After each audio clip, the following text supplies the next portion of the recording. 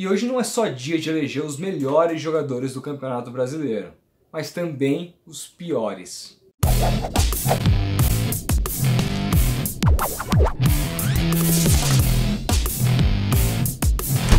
Salve futebotequeiro, como é que vocês estão? Eu vou bem, hoje eu tô aqui para eleger os piores jogadores do Campeonato Brasileiro de 2018. Não eu sozinho, mas toda a equipe Futeboteco. Fizemos uma breve reunião ali, votação, e decidimos votar nos jogadores que a gente acha que são os piores jogadores do Campeonato Brasileiro de 2018. Mas antes de entrar nesse tema, antes de mostrar para vocês a lista, queria já pedir para vocês deixarem um like nesse vídeo, se inscreverem no canal se vocês não estão inscritos e ativar o sininho para você receber todos os nossos vídeos imediatamente assim que eles forem publicados aqui na plataforma. Beleza? É isso. Decidimos fazer a votação dos piores jogadores do Campeonato Brasileiro, mas sabendo da difícil missão de fazer isso, porque de verdade existem muitos times fraquíssimos que a gente não perdeu tanto tempo de ver todos os seus jogos. Principalmente os times aí menores que acabaram caindo para a segunda divisão. É certo que uma porrada de jogadores desses times estariam nessa seleção se a gente levasse a votação ao pé da letra. O Paraná teria pelo menos aí metade da seleção dos piores. Então, o que a gente decidiu fazer?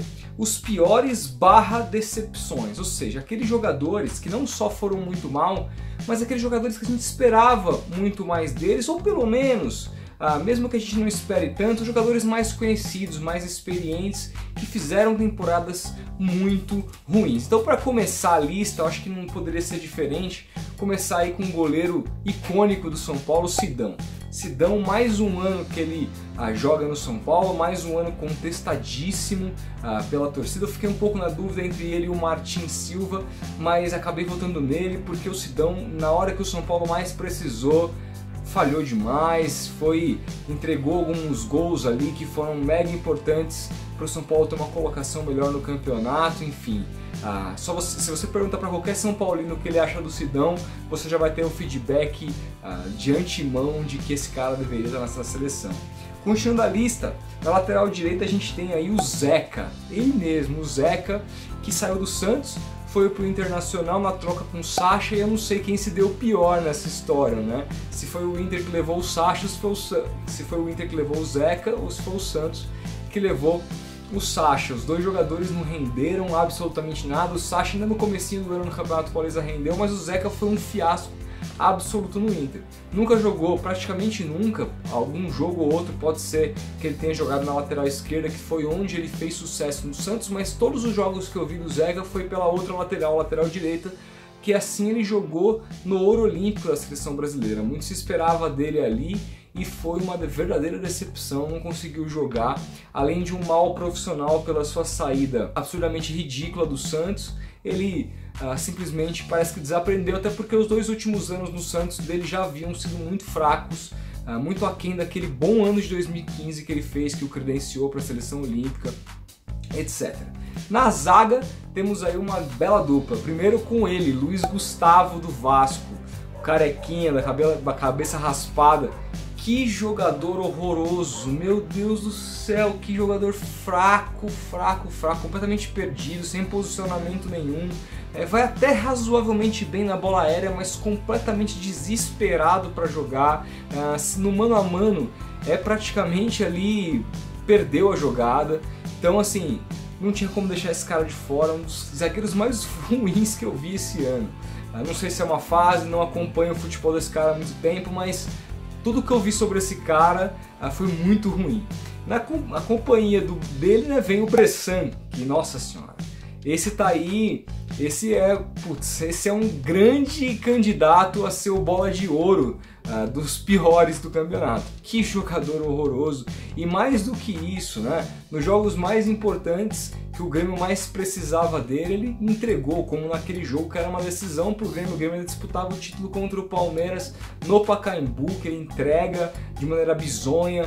Tem o jogo contra o River na Libertadores, que aí não aborda o Campeonato Brasileiro, né, nessa votação no caso, mas que ele fez o pênalti que deu a classificação pro River, ou seja, é um cara que só comprometeu o Grêmio esse ano, não podia deixar de estar nessa seleção.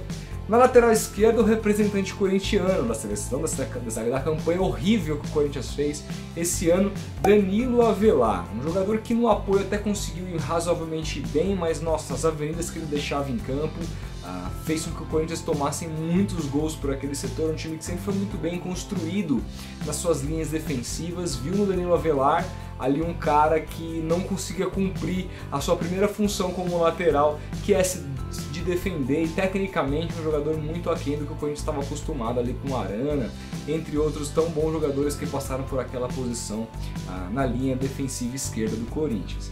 No meio de campo, primeiro volante aí, não tem nenhum primeiro volante nessa seleção que eu montei, mas não podia deixar de colocar o Wesley, ex-Santos, ex-Palmeiras, ex-São Paulo, que jogou o Campeonato Brasileiro pelo América, ou seja, ele, desde que saiu do Santos em 2010 para ir para a Alemanha, voltou através daquela vaquinha para o Palmeiras, a carreira desse cara degringolou, nunca mais conseguiu jogar bola desde que deixou o Santos, não deixou saudade para nenhuma torcida, vem numa decadência absurda a ponto de no final do campeonato não conseguir nem jogar pelo time do América, tamanha a sua incapacidade técnica ao longo dos últimos anos. Seu companheiro de meio de campo, de volância, um pouco mais para a esquerda ali, Jean Mota, volante barra lateral do Santos, que até hoje ninguém sabe qual que é a sua real posição de origem, porque em todas que ele joga ele vai mal, ele é simplesmente odiado pela torcida do Santos, tecnicamente sofrível, um jogador que até se dedica, até corre,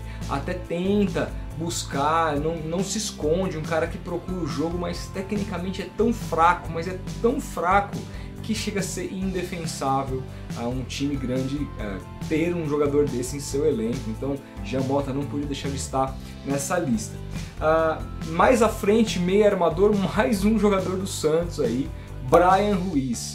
O Bryan Ruiz jogou poucos jogos, talvez seja um pouco injusta colocar essa votação para colocar ele lá como camisa 10 desse time dos piores, mas ele é um cara que veio com muitas pompas esse ano para jogar no Santos. Veio contratado aí de graça, mas luvas altas, um alto salário, um jogador que veio acabado de disputar uma Copa do Mundo, que fez uma Copa do Mundo, a penúltima de 2014 aqui no Brasil, muito boa. Então havia uma expectativa em torno desse cara muito grande e ele não conseguiu jogar. Quando jogou, demonstrou uma lentidão absurda, erros de passes assim, facílimos de 2 metros, uma condição física horrível, e aí o Santos assinou um longo contrato com ele, me parece que de 3 anos, passou só meio ano desse contrato, vai ter que pagar altos salários por mais 2 anos e meio para o Bryan Ruiz, e vamos ver se ele melhora para o próximo ano, mas esse ano foi sofrível, o Santos parece que vai ter que lidar com uma alta dívida aí sem ter nenhum retorno. Ali a linha de atacantes eu começo com o lado esquerdo. O lado esquerdo eu coloco o Sobis, atacante do Cruzeiro. Sobis, poxa, campeão de Libertadores com gol em final, um cara que também jogou, foi muito bem pelo México no Tigres também, chegando bem em Libertadores, um cara que sempre teve altos salários porque sempre devolveu muito para os seus times, foi campeão também pelo Fluminense, todos os times pelos quais o Sobis passou ele foi bem, o Cruzeiro apostou forte nele, tirando ele lá do mercado mexicano, e ele até então correspondia, mas esse ano foi sofrível, mal conseguiu jogar, sendo que o Grêmio não tem tantos suplentes assim, pelo menos para os lados do campo. Para centroavance ali tem bastante opção, mas para os lados não tinha, e o Sobis jamais conseguiu se firmar nem entre os principais suplentes. Foi uma baita decepção por tudo que ganha, por tudo que já fez pelo futebol, ou seja, o Sobis tem que estar nessa seleção dos piores desse ano. Pelo lado direito, puxando para a esquerda, Kelvin, do Vasco. Meu Deus do céu, Kelvin, esse cara é ruim.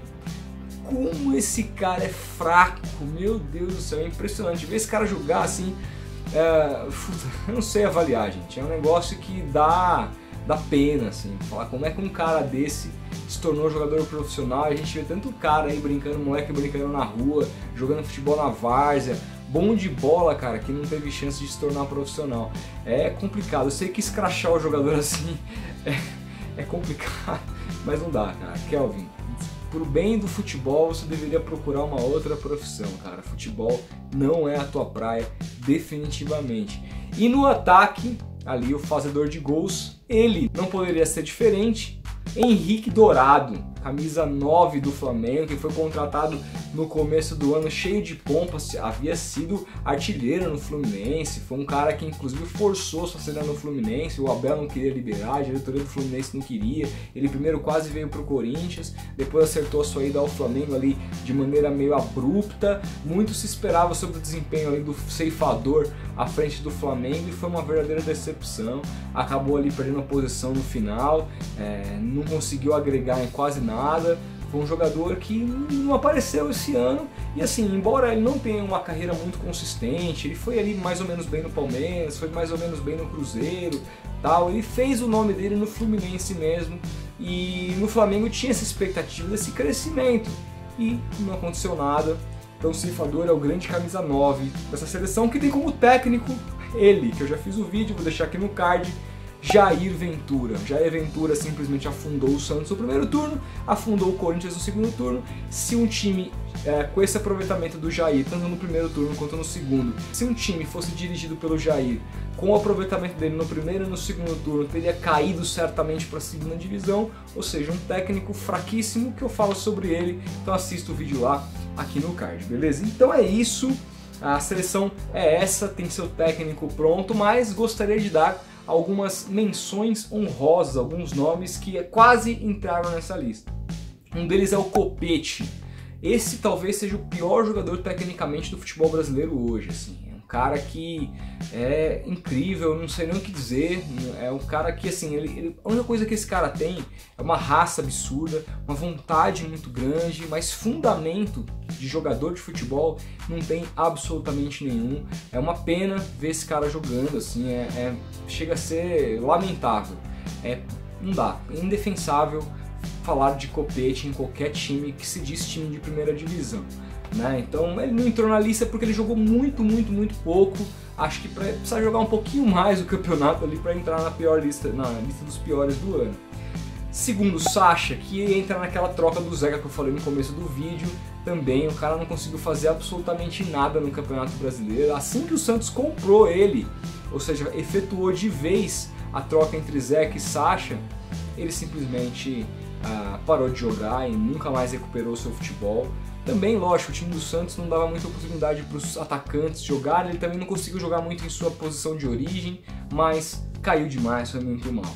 Michel Bastos, que foi para o Sport, também vem em declínio total sua carreira, agora caiu para a segunda divisão, não conseguiu ajudar o time na reta final, machucado. Um cara que só vem em declínio e mais um ano aí em baixa, um cara que não consegue recuperar aquele futebol que o levou para a seleção brasileira em 2010. Ele foi o lateral titular do Dunga na Copa, naquela oportunidade. Seguindo a lista, Bruno Silva, volante do Cruzeiro, que veio do Botafogo também com muitos louros ali e tal, era um cara que era importantíssimo naquele esquema do próprio Jair Ventura e no Cruzeiro não conseguiu render nem um terço do que rendeu no Botafogo. Em seguida eu coloco o Luan, atacante do América Mineiro, passagem pelo Palmeiras, passagem pelo Cruzeiro, que praticamente decretou o rebaixamento do América Mineiro ao perder o pênalti no Maracanã na última rodada contra o Fluminense, e depois perdeu um gol na cara antes do Fluminense abrir o placar e se livrar, rebaixando assim o time dele, o América Mineiro.